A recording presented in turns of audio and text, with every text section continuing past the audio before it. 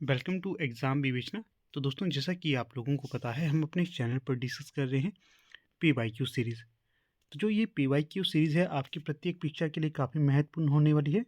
जैसे वर्तमान में आपके समक्ष जो परीक्षा आएगी, तो उसमें है यूजीसी नेट हिंदी। तो ध्यानपूर्वक आप इन प्रश्नों को देखते रहिएगा, आपकी आगामी परीक्षा हेतु काफ़ी महत्वपूर्ण होंगी ये सीरीज़, ठीक है। तो अगर आप इसके सारे के सारे पार्ट्स देख लेते हो, तो मैं डेफिनेट कह सकता हूँ कि काफ़ी ज़्यादा लाभ आपको यूजीसी नेट हिंदी के परीक्षा को क्रैक करने में होगी, ठीक है। तो मदद मिलेगी, ज़रूर देखते रहिए सारे के सारे पार्ट्स। देखिएगा, अगर आप लोग तैयारी कर रहे हैं यूजीसी नेट हिंदी की, तो हमारी टीम के द्वारा आपको सॉफ्ट कॉपी अवेलेबल करवाई जा रही है पी वाई क्यू। जो ये पी वाई क्यू है, आपको पहले परीक्षा में पूछे गए हैं, और जो नेक्स्ट परीक्षा आएगी वहाँ पर भी काफ़ी संभावना है कि यहाँ से प्रश्न पूछे जाएंगे। अगर आप ये सॉफ्ट कॉपी परचेज करना चाहते हैं, तो जो यहाँ पर नंबर दिया गया है, ये देखिए नंबर 7650017294, इस पर व्हाट्सएप कर सकते हैं। हमारी टीम के मेंबर आपको पूरा गाइड कर देंगे किस तरह से आप ये नोट्स ले सकते हो, ठीक है। तो चलिए, अधिक समय नहीं लेंगे। हाँ, पीडीएफ इत्यादि के लिए आप हमारे टेलीग्राम ग्रुप के साथ जुड़ सकते हो, वहाँ पर आपको पीडीएफ सेंड कर दी जाएगी। और नेट के लिए हमारा व्हाट्सएप ग्रुप भी बना हुआ है, तो उसके साथ भी आप जुड़ सकते हैं, ठीक है। हाँ, एक और बात देखिए, बहुत से बच्चे इस नंबर पे व्हाट्सएप कर लेते हैं और कहते हैं व्हाट्सएप ग्रुप में जोड़ दीजिए। तो आपको इस नंबर पे आवश्यकता नहीं है व्हाट्सएप करने की। जो डिस्क्रिप्शन बॉक्स अगर चेक करते हो, तो वहाँ पर आपको व्हाट्सएप ग्रुप का लिंक दे दिया गया है, तो आप सीधे जाकर वहाँ पर जुड़ सकते हो, ठीक है। मैसेज करने की आवश्यकता नहीं, क्योंकि नॉर्मल सा लिंक दिया गया है, उसमें जाकर आप जुड़ सकते हो। वहाँ पर आपको सारी चीज़ें अवेलेबल करवाई जाती हैं, ठीक है। इसके अलावा कोई क्वेरी रहती है, तो ये जो व्हाट्सएप नंबर दिया गया है, इस पर आप क्वेरी कर सकते हो। तो ज़्यादा समय नहीं लेंगे, शुरू करते हैं आज के लेक्चर को। तो पहला प्रश्न इसमें क्या पूछा गया है?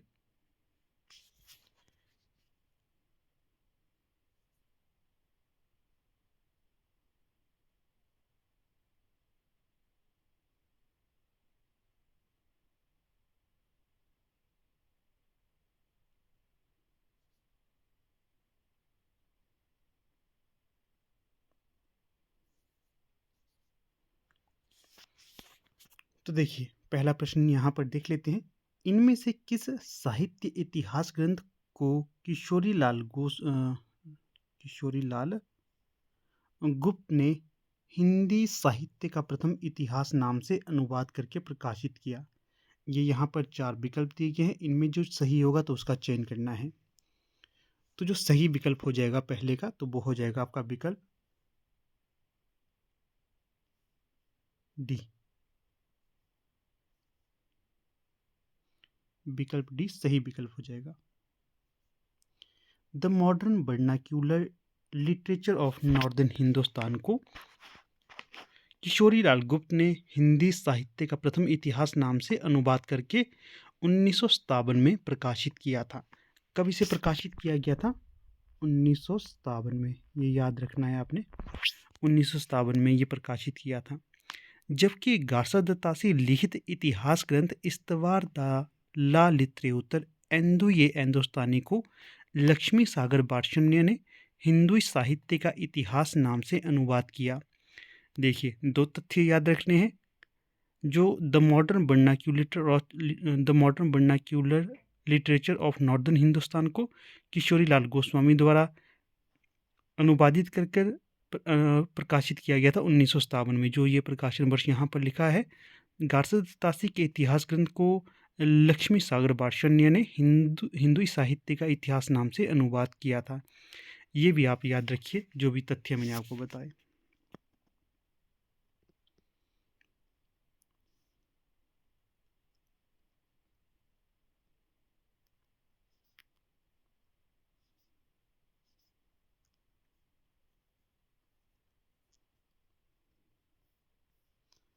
फिर अगला प्रश्न क्या है यहाँ पर? दो, आचार्य रामचंद्र शुक्ल भक्ति काल सगुण धारा फुटकल रचनाएं शीर्षक के अंतर्गत परिगणित किस कवि के लिए कहते हैं?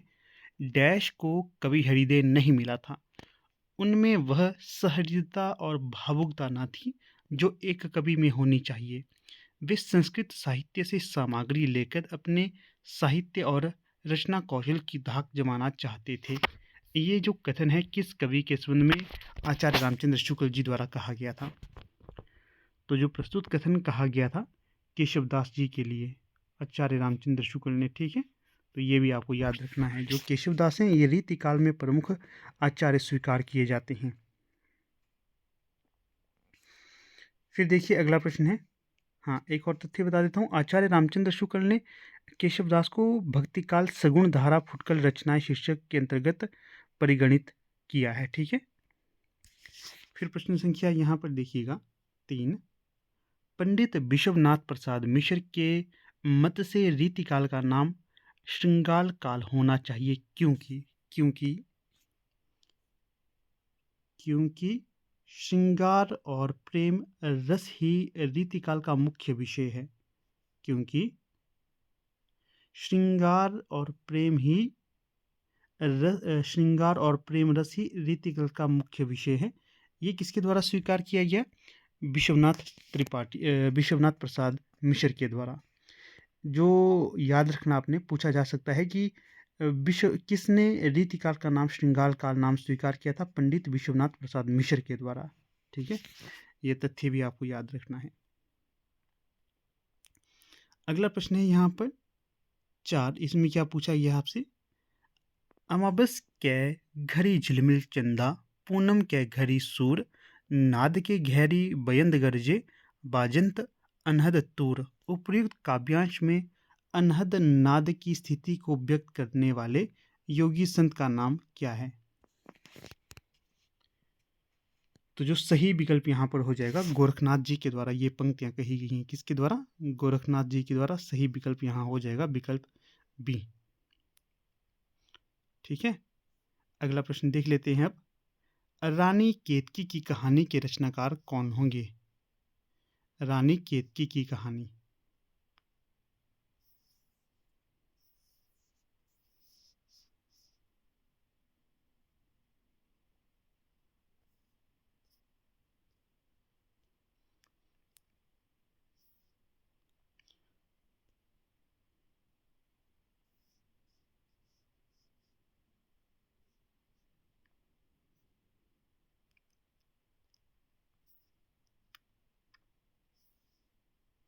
रानी केतकी की कहानी कार कौन होंगे? तो सही जो विकल्प हो जाएगा 5वें में, तो वो हो जाएगा इंशा अल्लाह खान द्वारा रचित है रानी केतकी की कहानी। तो यहाँ पर थोड़े से तथ्य आपको बता देता हूँ। रानी केतकी की कहानी है इंशा अल्लाह खान की। इसका एक अन्य नाम है उदयभान चरित्र। क्या नाम है? उदयभान चरित।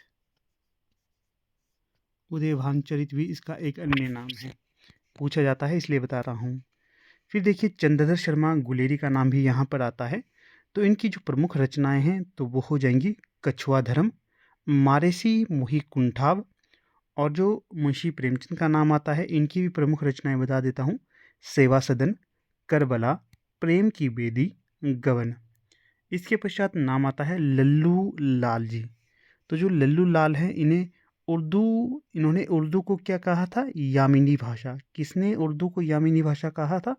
लल्लू लाल के द्वारा। इन्होंने प्रेम सागर की रचना करते समय यामिनी भाषा को छोड़ने की बात की थी। ये प्रश्न पूछा जा सकता है कि किसने प्रेम सागर नामक रचना करते समय यामिनी भाषा को छोड़ने की बात की थी? लल्लू लाल के द्वारा। ये भी तथ्य याद रखिए आप, क्योंकि पूछे जाएंगे भविष्य में आपसे। अगला जो प्रश्न है यहाँ पर, तो प्रश्न में पूछा गया गौड़ीय संप्रदाय के संस्थापक कौन थे? गौड़ीय संप्रदाय के संस्थापक। तो सही जो विकल्प हो जाएगा तो वो हो जाएगा चैतन्य महाप्रभु। कौन थे? चैतन्य महाप्रभु स्वीकार किए जाते हैं गौड़ी संप्रदाय के प्रवर्तक। और थोड़े से तथ्य आपको यहाँ पर बता देता हूँ। आपसे ये भी पूछा जा सकता है कि जो हरिदास निरंजनी थे इनके द्वारा किस संप्रदाय का प्रवर्तन किया गया था या फिर करते थे? तो वैसे तो इनका जो प्रमुख हरिदास जी का माना जाता है, स्वामी हरिदास जी का सखी तटी हरिदास संप्रदाय या हरिदासी संप्रदाय, ठीक है। ये याद रखना है आपने।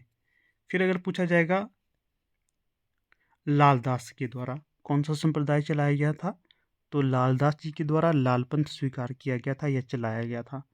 और हित हरिवंश जी के द्वारा राधा वल्लभ संप्रदाय। तो ये अलग से तथ्य बताए हैं, तो इनको भी आप नोट करिएगा अपनी कॉपी पे। भक्ति काल को लोक जागरण काल किसने कहा? भक्ति काल को लोक जागरण काल किसने कहा? तो सातवें का सही विकल्प हो जाएगा हजारी प्रसाद द्विवेदी, विकल्प डी। यहाँ पर यह भी आपको याद रखना है कि एक पंक्ति पूछी जाती है भक्ति काल के संदर्भ में, लेकिन जोर देकर कहना चाहता हूँ कि अगर इस्लाम नहीं आया होता तो भी इस साहित्य का बारा आना वैसा ही होता जैसा आज है।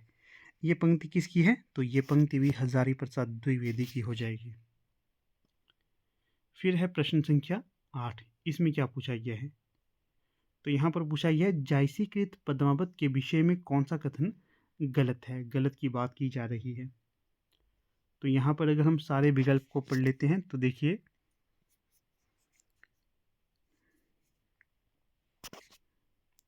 पहला ही कथन यहाँ पर गलत होगा।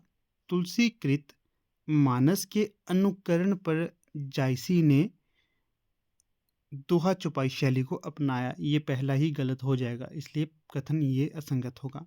बाकी जो सही कथन है ये भी देख लेते हैं। यह एक प्रेमाख्यान का काव्य है, बिल्कुल सही। इसकी भाषा ठेठ अवधी है, ये भी सही हो जाएगा। इसमें नागमती का वियोग वर्णन प्रवासजन्य विरह के वर्णन के अंतर्गत आता है, तो ये भी सही हो जाएगा। ये भी तथ्य आपने याद रखने हैं। फिर थोड़े से आपको और तथ्य बता देता हूँ। यह एक प्रेमाख्यानक काव्य है पद्मावत। इसमें ठेठ अवधि भाषा का प्रयोग किया गया है, सही है। इसमें नागमती का वियोग वर्णन प्रवासजन्य विरह वर्णन के अंतर्गत आता है। पद्मावत में 57 खंड हैं तथा प्रिय अलंकार है इनका उत्प्रेक्षा। पद्मावत में नागमती, पद्मावती तथा रतनसेन की प्रेम कहानी है। पद्मावत की कथा पूर्वावत, जो पूर्वार्ध है पद्मावत की कथा का, ये कल्पित है और उत्तरार्ध इसका ऐतिहासिक है। पद्मावत का नागमती वियोग खंड हिंदी साहित्य की अनुपम निधि स्वीकार की जाती है। तो ये तथ्य रखने हैं आपने याद, डायरेक्ट इनडायरेक्ट परीक्षा में आपसे पूछे जा सकते हैं। पंक्ति है अगली, हरि अनंत हरि कथा अनंता, कहीं सुनोही बहुविधि सब संता। राम कथा के प्रसंग में तुलसीदास ने यह बात किससे कहलवाई? राम कथा के प्रसंग में तुलसीदास ने यह बात किससे कहलवाई थी? तो ये कहलवाई थी भगवान शिव के द्वारा। ये होगा विकल्प ए यहाँ पर सही। आपसे ये भी पूछा जा सकता है कि जो रामचरितमानस है इसमें कुल कितने कांड हैं? इसमें कुल होंगे 7 कांड। बाल कांड, अयोध्या कांड, अरण्य कांड, किष्किंधा कांड, सुंदर कांड, लंका कांड, उत्तर कांड। फिर आपसे ये भी पूछा जा सकता है इसमें कुल कितने दोहे हैं? तो 1074 दोहे हैं। इसमें कितने हैं? 1074 दोहे। ये भी आपको याद रखना है, आपसे पूछे जा सकते हैं ये प्रश्न, इसलिए बार बार कहता हूँ। तो अगर ये प्रश्न आपसे पूछा जाएगा कि तुलसीदास जी के प्रमुख रचनाएं कौन कौन सी हैं, तो ये होंगी वैराग्य संदीपनी, रामाज्ञा प्रश्न, रामलला नहछु, जानकी मंगल, पार्वती मंगल, कृष्ण गीतावली, गीतावली, विनय पत्रिका, दोहावली, बरबे रामायण, कवितावली। अगर आपसे ये प्रश्न पूछा जाता परीक्षा में कि जो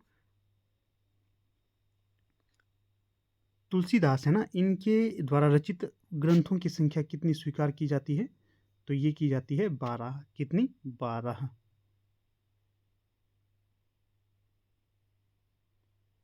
ठीक है, तो ये भी आपको याद रखना है, आपसे पूछे जा सकते हैं।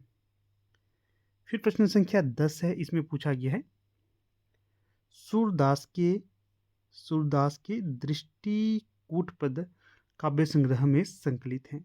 किस काव्य संग्रह में संकलित है ये यहाँ पर बताना है। तो ये हो जाएंगे साहित्य लहरी, जो इनकी रचना है इसके अंतर्गत ये संग्रहित होंगे। ठीक है, तो सही विकल्प होगा बी। तो यहाँ पर थोड़ी सी तथ्य और बता देता हूँ। साहित्य लहरी पुस्तक है, ये कब आई थी? 1550 के आसपास ये स्वीकार की जाती है, 1550। फिर आपसे ये भी पूछा जा सकता है यहाँ पर कि जो ये रचना है ये कैसी है, तो ये अलंकार और नायिका भेद के उदाहरण प्रस्तुत करती है। अलंकार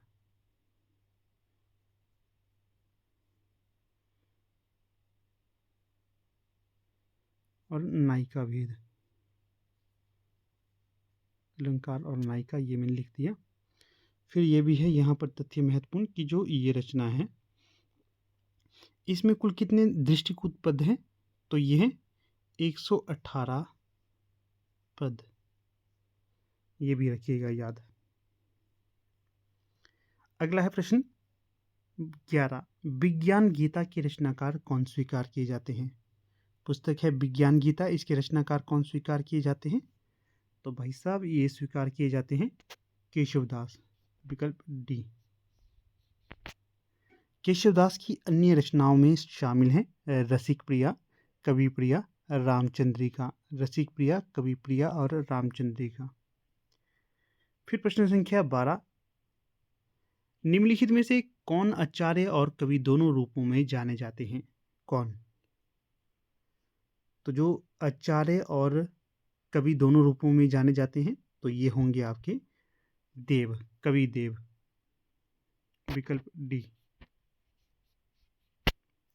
यहाँ से आपने ये याद रखना है कि जो कवि देव हैं इनके गुरु थे हित हरिवंश। कौन? हित हरिवंश। और इनकी जो प्रमुख रचनाएं हैं तो वो होंगी भाव विलास, अष्टयाम, भवानी विलास, राग रत्नाकर, कुशल विलास, देवचरित, प्रेम चंद्रिका, जाति विलास, शब्द रसायन, काव्य रसायन, सुख सागर तरंग, देवमाया प्रपंच, देवशतक, सुजान विनोद, प्रेम तरंग। फिर प्रश्न संख्या है 13, भिखारी दास ने काव्य निर्णय में किसका विवेचन किया है? जो पुस्तक है काव्य निर्णय ये किसकी रचना हो जाएगी? भिखारी दास की।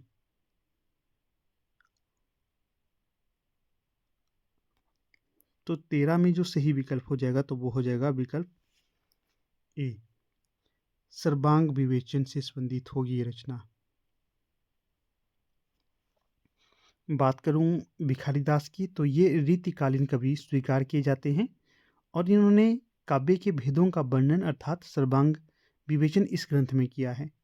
इनके अन्य प्रमुख ग्रंथ स्वीकार किए जाते हैं नामकोश 1737, रस सारांश 1742, छंदार पिंगल 1742, काव्य निर्णय 1740 और श्रृंगार निर्णय 1750, विष्णु पुराण भाषा, शतरंज शतिका, अमरकोश इत्यादि इनके प्रमुख ग्रंथ स्वीकार किए जाते हैं।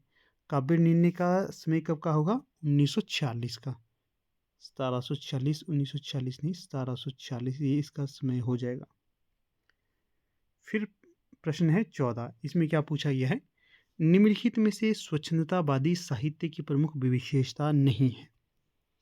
कौन सी विशेषता स्वच्छंदतावादी साहित्य की नहीं होगी? तो जो 14 में सही विकल्प हो जाएगा तो वो हो जाएगा विकल्प ए, यह बाह्य जगत को अधिक महत्व देता है। जो स्वच्छंदतावादी साहित्य है ये बाह्य जगत को अधिक महत्व देता है, ये असंगत हो जाएगा। बाकी यह सब प्रकार की रूढ़ियों से मुक्त है, बिल्कुल सही है ये। इसमें कल्पना और असाधारणता का प्राचुर्य रहता है, सही है। अभिव्यंजना में यह सांकेतिक और व्यंजना प्रधान होता है, ये भी सही होगा सिवाय एक ही। फिर देखिए प्रश्न संख्या 15, आचार्य शुक्ल के अनुसार स्वच्छंदतावाद के प्रवर्तक हैं। आचार्य शुक्ल ने किसे स्वच्छंदतावाद का प्रवर्तक स्वीकार किया था? तो जो सही विकल्प होगा श्रीधर पाठक जी को। आचार्य रामचंद्र शुक्ल श्रीधर पाठक को स्वच्छंदतावाद के प्रवर्तक स्वीकार करते हैं। जो अपने ये थे श्रीधर पाठक, इन्होंने ब्रजभाषा में मौलिक काव्य रचना रची थी। क्या नाम से? कश्मीर सुषमा, और समय था 1904। पाठक जी के द्वारा खड़ी बोली में भी मौलिक कृतियां लिखी गई थी, जिनमें है बनाष्टक, देहरादून, भारत गीत, जगत सच्चाई सार, सांध्य अटन, गुणवंत हेमंत, ये इनकी रचनाएं होंगी। फिर प्रश्न संख्या 16, इसमें क्या पूछा गया है? धाराधर धावन शीर्षक से कालिदास के मेघदूत का अत्यंत सरस पद्यबद्ध अनुवाद निम्न में से किसने किया? धाराधर धावन, तो यहाँ जो सही विकल्प हो जाएगा तो वो हो जाएगा राय देवी प्रसाद पूर्ण के द्वारा। किसके द्वारा? राय देवी प्रसाद पूर्ण के द्वारा ये किया गया था कार्य। और राय देवी प्रसाद पूर्ण है, इनकी अन्य रचनाएं हो जाएंगी स्वदेशी कुंडल, मृत्युंजय, राम रावण विरोध, अमलतास। फिर है प्रश्न संख्या 17, मैथिली शरण गुप्त की कौन सी रचना महाभारत संबंधित नहीं है?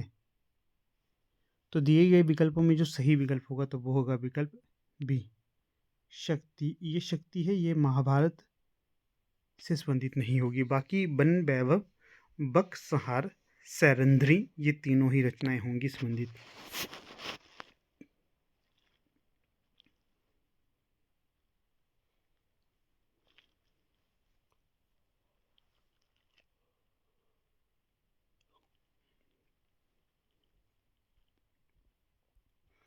फिर है प्रश्न संख्या 18, क्या पूछा गया है प्रश्न संख्या 18 में?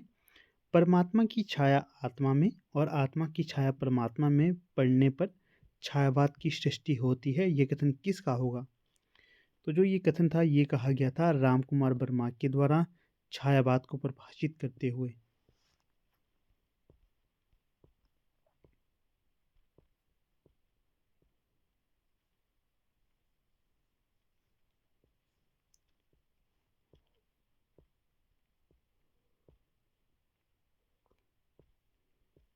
फिर प्रश्न संख्या 19 यहाँ पर है, छायावाद के संदर्भ में इनमें से कौन सा कथन गलत है? तो जो 19 का सही विकल्प हो जाएगा विकल्प सी वाला, ये यहाँ पर असंगत होगा। क्यों? क्योंकि छायावाद की राष्ट्रीय सांस्कृतिक काव्यधारा के एक प्रमुख कवि राधा कृष्ण दास हैं, ये असंगत हैं।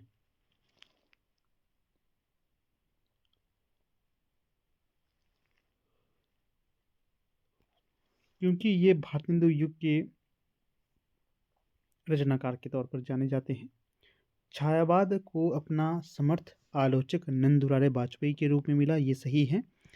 छायावाद के समानांतर चलने वाली प्रेम और मस्ती की काव्यधारा के एक प्रमुख कवि हरिवंश राय बच्चन हैं। महादेवी वर्मा ने अज्ञात प्रियतम के प्रति प्रणय निवेदन किया है, ये भी सही हो जाएगा। अगला प्रश्न है 25, प्रवासी के गीत के रचनाकार कौन है? तो जो रचना है प्रवासी के गीत, इसके रचनाकार हो जाएंगे यहाँ पर आपके नरेंद्र शर्मा। ठीक है, ये होंगे इनके रचनाकार। इनकी अन्य रचनाएं हैं प्रभात फेरी, पलाशवन, मिट्टी और फूल, हंसमाला, रक्तचंदन आदि। ये रक्तचंदन पूछी गई थी किसकी रचना है, इसलिए बता रहा हूँ। मधुशाला, मधुबाला, मधुकलश नामक ग्रंथ हरिवंश राय बच्चन के द्वारा लिखित रचनाएं होंगी। हरिकृष्ण प्रेमी ने भी अग्निगान वंदना के बोल नामक काव्य लिखे हैं। प्रश्न संख्या 21, प्रगतिवादी काव्य के विषय में कौन सा कथन गलत है? प्रगतिवादी काव्य के विषय में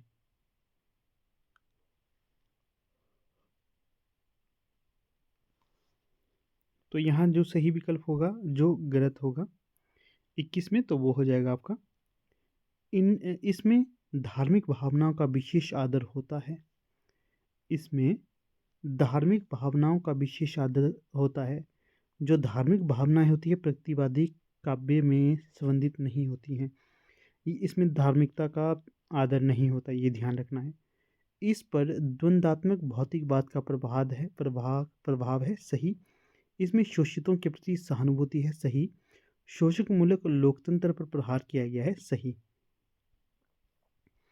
फिर है प्रश्न संख्या 22, इसमें पूछा गया है प्रगतिवादी कविता के प्रतीक, बिंब, शब्द, मुहावरे, चित्र ये सब कहाँ से लिए गए?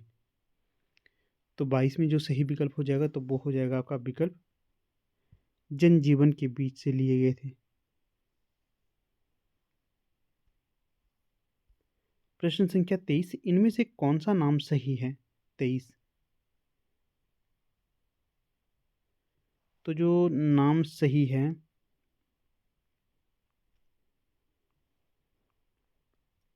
23 में जो सही हो जाएगा तो वो होगा तार सप्तक। तार सप्तक कहा जाता है, ये ध्यान रखना, पहला सप्तक नहीं कहा जाता है। ठीक है, तार सप्तक जो 23 का है ये सही हो जाएगा। अगर पूछा जाए तार सप्तक का प्रकाशन कब हुआ था? 1943 में। जो दूसरा सप्तक था ये कब आया था? 1951 में। तीसरा कब आया था? तीसरा आया था 1959 में। चौथा कब आया था? 1979। फिर किन कवियों को राहों का अन्वेषी कहा गया है? किन कवियों को राहों का अन्वेषी कहा गया है? तो तार सप्तक के कवियों को कहा गया था ये।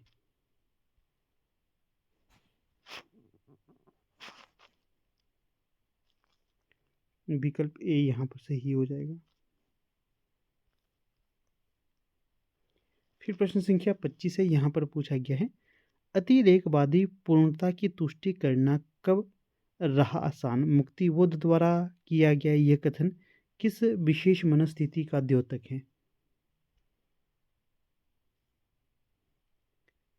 तो जो सही विकल्प हो जाएगा 25 का तो वो हो जाएगा आपका भूखों के दुराग्रह से उत्पन्न असह्य स्थिति, विकल्प बी, 25 का बी।